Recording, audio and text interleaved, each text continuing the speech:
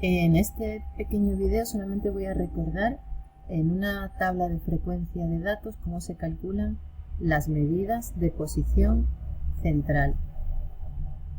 Entonces, sobre todo voy a repasar la mediana, porque la media y la moda son más fáciles para ustedes. Entonces quiero hacer el vídeo cortito y vamos a ver. Para calcular la mediana es un dato, o sea, es uno de los datos que deja por debajo de él están el 50% de los otros datos.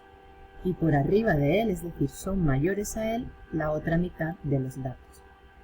Entonces ahora vamos a ver qué es lo primero que tenemos que ver, es el tamaño de la muestra. Según el tamaño de la muestra, así se calcula la posición en la que está la mediana. La posición. Entonces, primero, para ver la posición, veremos.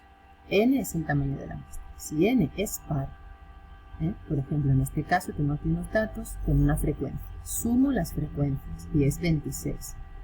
Esta es la suma de las frecuencias. La suma de las frecuencias es el número de datos que tengo. He preguntado 26 veces y he obtenido, pues 5 veces me han dicho que el dato es 8. 12 veces el dato es 10. 7 veces el dato es 12 y así.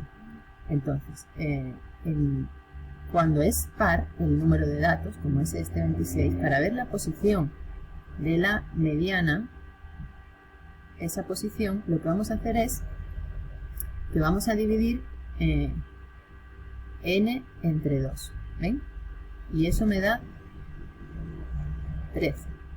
Entonces, ¿cuál es la mediana? ¿El dato en la posición 13? No, en este caso que es par, el dato en la posición 13 y el dato que está en la posición 14, en la siguiente, los vamos a sumar y los vamos a dividir entre 2, es decir, vamos a hacer este promedio, porque el 13 no está exactamente en la posición central, sino que la posición central la ocupan el dato 13 y el 14.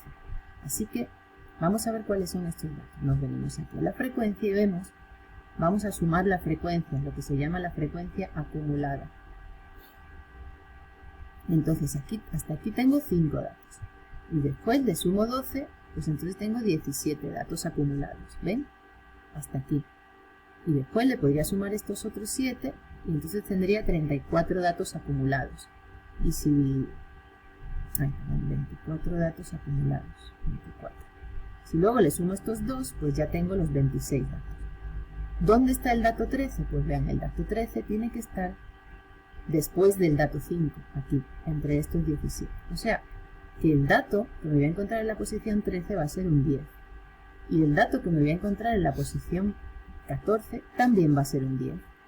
Entonces, casi que no hay que hacer la media, ¿no? Porque el promedio de 10 más 10 dividido entre 2 obviamente es 10. Así que 10 es la mediana. La mediana es 10. Es decir, la mitad de los datos son menores que 10 y la otra mitad de los datos son mayores que 10. Y eso es lo que significa la mediana. Muy bien, pues dicho esto, entonces si quieren, como solo dura 3 minutos, podemos decir cómo se haría si el tamaño de la muestra fuera impar. En otro ejemplo, en el que el tamaño de la muestra fuera impar, tamaño impar. Entonces, por ejemplo, una muestra de 17 datos. Entonces, en este caso, el dato que está en la posición central sería dividir.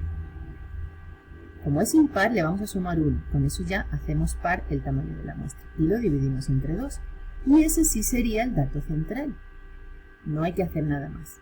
El dato que está en esa posición, en este caso sería el dato que está en la posición 17 más 1 entre 2 es 9. El dato que está en la posición 9 es la mediana. La mediana no es 9. Tendríamos que buscar en la tabla de frecuencias qué dato está en la posición 9. Y ya está. Listo.